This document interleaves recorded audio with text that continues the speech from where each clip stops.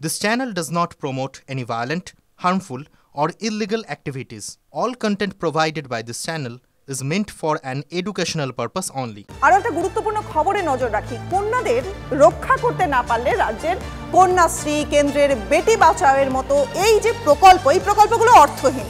Fair and bright night and day cream, ত্বক থাকবে bright সারাদিন, পলিউশন ফ্রি, ঠিক যেন রাতের ফোঁটা সাদা ফুল। সারাদিন হ্যাপি ব্রাইট স্কিন।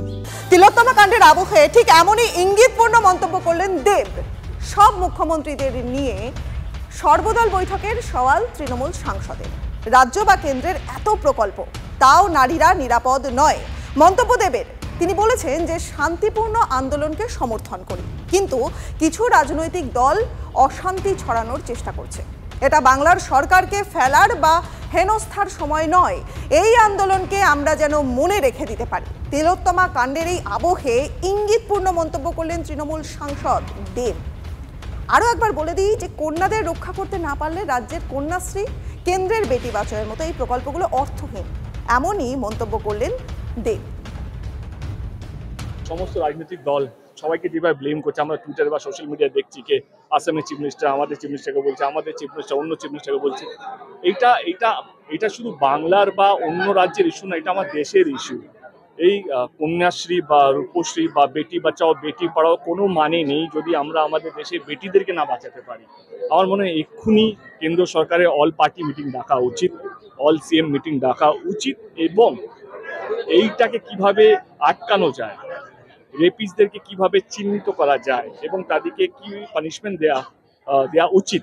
শুধু বাংলার বা পশ্চিমবঙ্গে বিধানসভা পাস হলো সেইটা যাতে নয়, এটা আমার মনে হয় কি দেশের সংবিধানে এটা নিয়ম আসা উচিত, যে অ্যান্টি রেপ বিল আসা উচিত। শান্তিপ্রিয় আন্দোলনকে আমি সমর্থন করছি, কারণ এটা আমাদের গণতন্ত্রের একটা অধিকার। এইভাবে রাজনীতিক দলরা যেইভাবে রাজনীতি করার চেষ্টা করছে, এবং আমরা অনেক জায়গায় দেখেছি যে যারা প্রোটেস্টার তারা রাজনীতিক দলের নেতাগুলো বলছে আপনারা এখানে আসবেন না, সেটাকে আমি সাধুবাদ জানাই। এইটা বাংলা সরকারকে ফেলা বা বাংলা সরকারকে হেনস্থা করার এইটা নয়।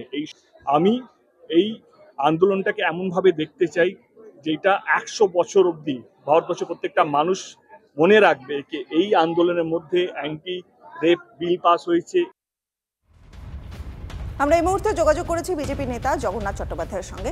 আপনাকে টিভি9 বাংলার স্বাগত। জগন্নাথ বাবু, দেব যে বক্তব্যটা রাখলেন, যে তিনি বলছেন শান্তিপূর্ণ আন্দোলনকে তিনি সমর্থন করেন, কিন্তু কিছু রাজনৈতিক দল তারা অশান্তি ছড়ানোর চেষ্টা করছে, কি রিয়াকশন আপনার?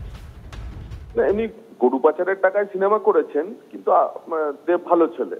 এখন আপনাদের যে ভাষ্য শুনলাম তাতে দেব যে জাতীয় নেতা হতে চাইছে সেটা দেখেও ভালো লাগছে, কিন্তু তার এই দিদি যে অপরাজিতা বিলটা এনেছে, সেই বিলটা যে ভারতীয় ন্যায় সংহিতার যে টাইম ফ্রেম এবং তার সঙ্গে কন্ট্রাডিক্ট করছে, যে উনি জাতীয় স্তরে আইন আনতে বলছেন, উনি যেহেতু সাংসদ, উনি জাতীয় নেতা হিসেবে নিজেকে প্রমাণ করার চেষ্টা করছেন, তো ভারতীয় ন্যায় সংহিতাটা উনি পড়েছেন?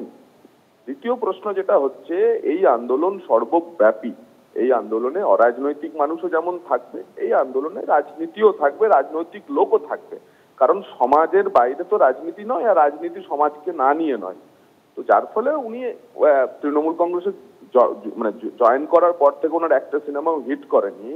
এখন আমি বুঝতে পারছি রাজ্যে পাত্তা পাচ্ছেন না অরূপ বিশ্বাসের জ্বালায়। এখন উনি জাতীয় নেতা হতে চাইছেন, ওনাকে আমার বাহবা, শুভেচ্ছা, সাবাসী রইল, কিন্তু তার আগে ভারতীয় ন্যায় সংহিতাটা পড়া এবং অপরাজিতা বিলটা উনি পড়েছেন বলে আমার মনে হয় না। তো আসলে সেটা একটু শিখে নেওয়া, আর একটু মাঝে মধ্যে সুখেন্দু শেখর রায়ের সঙ্গে কনসাল্ট করার আমি একটু পরামর্শ দিলাম।